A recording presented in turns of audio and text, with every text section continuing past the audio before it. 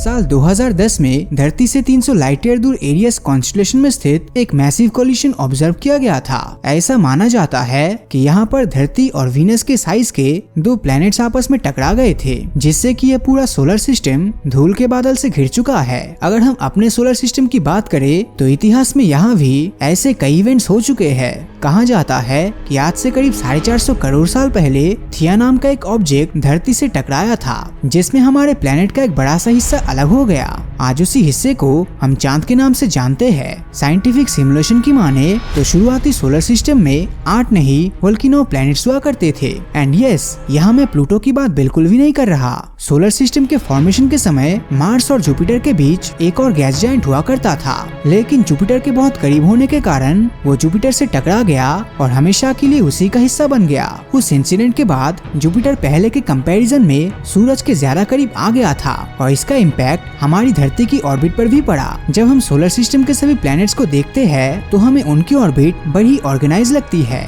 यहाँ हर प्लैनेट एक दूसरे से बहुत दूर अपनी ऑर्बिट में शांति से घूम रहा है। लेकिन क्या कभी आपने सोचा है कि अगर सोलर सिस्टम के प्लैनेट्स एक दूसरे से टकराने लगे तो इसका अंजाम क्या होगा, और क्या इसके बाद हम इंसान जिंदा रह पाएंगे? इससे पहले कि मैं आपको इसके बारे में डिटेल में बताऊं, हमें बटरफ्लाई इफेक्ट के बारे में जान लेना चाहिए। ऐसा कहा जाता है कि अगर धरती के कोने में बटरफ्लाई अपने पंख फड़फड़ाती है तो इससे दूसरे कोने में तूफान भी आ सकता है। कहने का मतलब ये है कि बड़े विनाश की शुरुआत बहुत ही छोटी सी घटना से हो सकती है। आज हमें जो सोलर सिस्टम बिल्कुल स्टेबल लग रहा है, कल के दिन वो हम सभी की जान ले सकता है, और इसके लिए सिर्फ एक छोटी सी चिंगारी की जरूरत है। इमेजिन कीजिए कि कल के दिन कोई रोग प्लैनेट या फिर कोई रोग स्टार आउटर स्पेस से हमारे सोलर सिस्टम में एंटर हो जाता है। ऐसे कंडीशन में ऑब्जेक्ट अपनी ग्रेविटी से यहाँ मौजूद प्लैनेट्स को इन्फ्लुएंस कर सकता है और इनकी ऑर्बिट को भी चेंज करने की काबिलियत रखता है। ऐसे में सोलर सिस्टम के प्लैनेट्स आपस में टकरा जाएंगे और हमारा नामो निशान मिट जाएगा।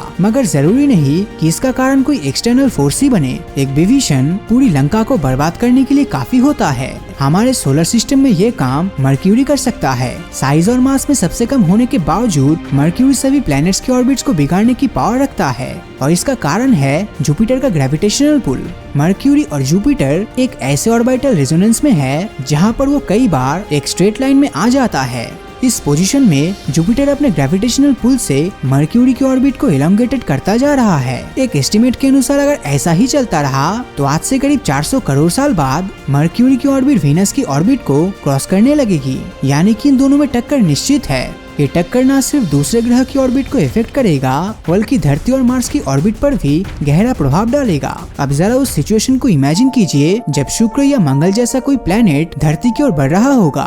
कोलिशन के हफ्तों पहले से ही हमें वो प्लेनेट आसमान में दिखाई देने लगेंगे। धरती पर रहने वाले इंसानों को आसमान में एक नहीं बल्कि मून की साइज के 2 ऑब्जेक्ट नजर आएंगे। ये नजारा देखने में चाहे कितनी भी अच्छी लगे, लेकिन ये धरती की तबाही का काउंटडाउन होगा। धरती की समुद्रों में आने वाली टाइड्स 8 गुना ज्यादा बढ़ जाएगी और कोस्टल एरियाज में फ्लड्स आने लगेंगे। टक्कर से करीब 28 घंटे पहले तक वो प्लेनेट हमारे काफी करीब आ चुका होगा और दोनों ही प्लैनेट्स एक दूसरे के ग्रेविटेशनल इन्फ्लुएंस में घूमना शुरू कर देगा। इतना ज्यादा ग्रेविटेशनल पुल के कारण धरती के समुद्रों में सुनामी की ऊंची ऊंची लहरें उठने लगेगी। अर्थक्वेक और वोल्केनिक इरप्शन का ऐसा मंजर देखने को मिलेगा जिसे आप इमेजिन भी नहीं कर सकते। आसमान से लगातार बिजली गिर रही होगी और दोनों ही प्लैनेट्स के एटमॉस्फेयर गायब होने लगेंगे। देखते ही देखते धरती का टेम्परेचर इतना ज्यादा बढ़ जाएगा कि इसकी सरफेस पर गर्म लावा बहने लगेगी और सारा पानी एवापोरेट हो चुका होगा। हालांकि इससे मुझे या आपको या फिर उस समय की हमारी फ्यूचर जनरेशंस को कोई भी फर्क नहीं पड़ने वाला, क्योंकि धरती और उस दूसरे प्लेनेट की टक्कर से पहले ही इस ग्रह से जीवन का नामो निशान मिट जाने वाला है। लेकिन क्या हमारी धरती इस टक्कर को सह पाएगी या उसके भी टुकड़े टुकड़े हो जाएंगे?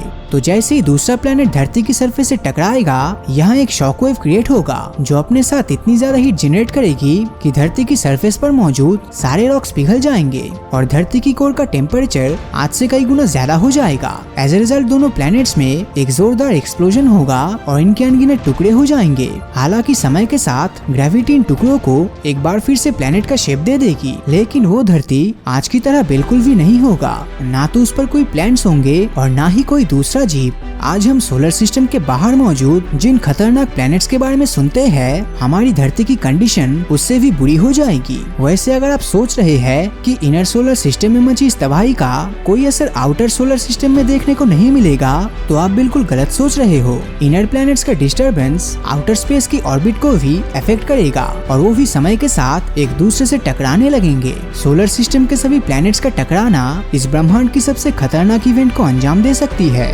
बट टेंशन की कोई बात नहीं है, क्योंकि हमारे सोलर सिस्टम में ऐसा कुछ होने की चांसेस 0.1% से भी कम है, और वो भी आजकल नहीं बल्कि आज से करोड़ साल बाद ही होगा। वैसे आप इसके बारे में क्या सोचते हैं, हमें कमेंट करके जरूर बताएं। और अगर ये वीडियो आपको अच्छा लगा हो तो इस वीडियो को लाइक और अपने दोस्तों के साथ शेयर करना मत भूलना। और अगर अभी तक आपने हमारे चैनल को सब्सक्राइब नहीं किया है तो सब्सक्राइब करके नोटिफिकेशन बेल को ऑन कर दीजिए, क्योंकि मैं ऐसे ही वीडियोस हर हफ्ते लाता रहता हूँ। तो मिलता हूँ आपसे अगले वीडियो में, और हमेशा की तरह थैंक्स फॉर वॉचिंग।